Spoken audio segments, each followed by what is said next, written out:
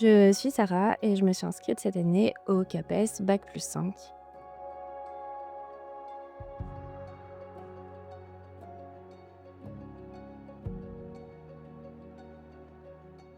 Du coup, moi, je viens d'un parcours qui n'a rien à voir. J'ai un autre corps de métier, on va dire.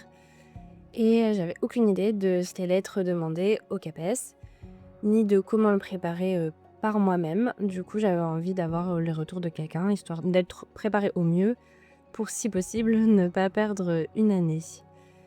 Du coup, j'ai fait des recherches Google tout simplement et j'ai comparé un peu les différents programmes. J'avais reçu la plaquette de prépa, j'en avais reçu aussi d'autres établissements et en comparant, j'avais envie vraiment d'avoir quelque chose d'assez complet sur les différentes composantes du CAPES, donc c'est-à-dire la littérature, la civilisation, la phonologie, la linguistique notamment et les épreuves de traduction. J'avais aussi envie d'avoir pas mal de concours blancs, d'épreuves à rendre qui allaient être notées et commentées. C'est ça qui m'a poussée à m'inscrire avec la plateforme.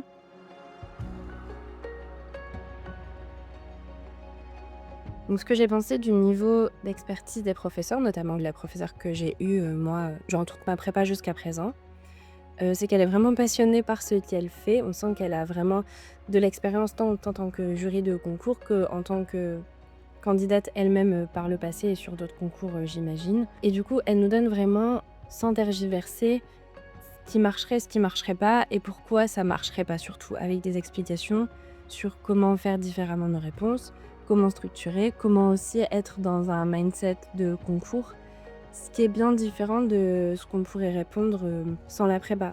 En fait, c'est comme si il y avait des réponses qui étaient attendues, structurées et standardisées au CAPES, qui sont peut-être différentes des réponses qu'on allait donner avec nos connaissances, personnelles ou, professionnelles.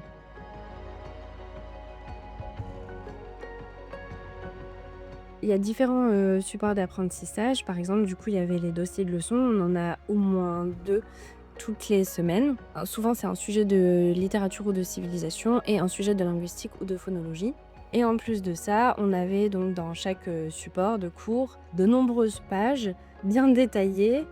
Mais aussi des frises chronologiques, des photos, des citations, des mémos, des schémas, des podcasts qu'on a très souvent, des segments, donc c'est-à-dire des petits morceaux de phrases à analyser pour la linguistique ou pour la phonologie aussi.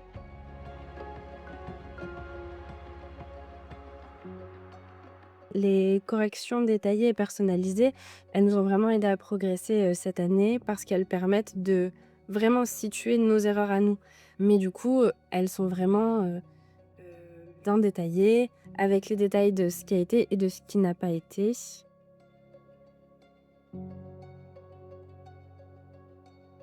La plateforme en ligne, elle est très facile à utiliser. Tout est, donné dans un ordre chronologique en fonction des semaines. Il y a aussi, une section avec, les leçons, avec le calendrier, c'est-à-dire les devoirs qui vont être, à rendre ou qui ont été rendus. C'est vraiment une plateforme pour accéder à tout ce qui a à voir avec la prépa, à nos corrections aussi, à nos notes.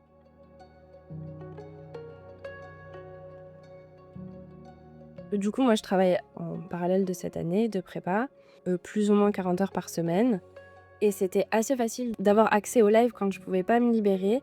Les lives, c'était souvent le soir et c'était assez facile d'y accéder.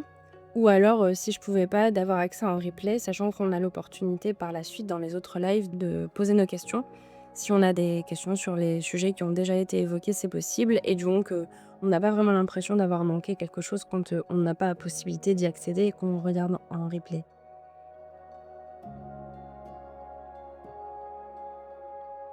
Le rythme et la fréquence d'exercice et des devoirs est vraiment très soutenu pour le coup. C'était assez intense, d'autant plus quand on a une activité, professionnelle ou, d'étudiant à côté, j'imagine. Donc ça, c'était le plus compliqué, je trouve, de pouvoir, à la fois, ben, jongler avec la vie pro, qu'on peut avoir par à côté, plus, l'apprentissage des dossiers et la fréquence des exercices et des devoirs à rendre.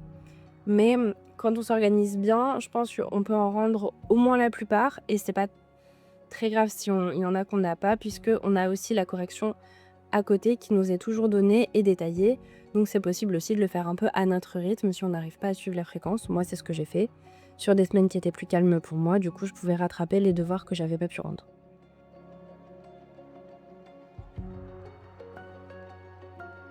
pense que c'est vraiment très personnel et en fonction de chacun, ça doit être plus ou moins possible, de voir un peu les moments de creux qu'on puisse avoir dans nos vies perso ou aussi dans nos vies, pro et de répartir, en fonction.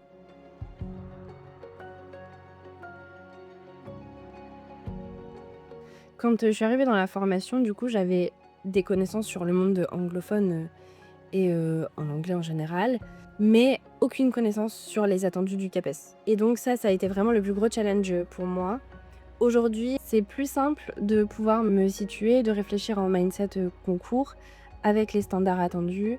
J'arrive plus à repérer le genre de phrase qui est attendu, le niveau de langue aussi et une réponse type de CAPES.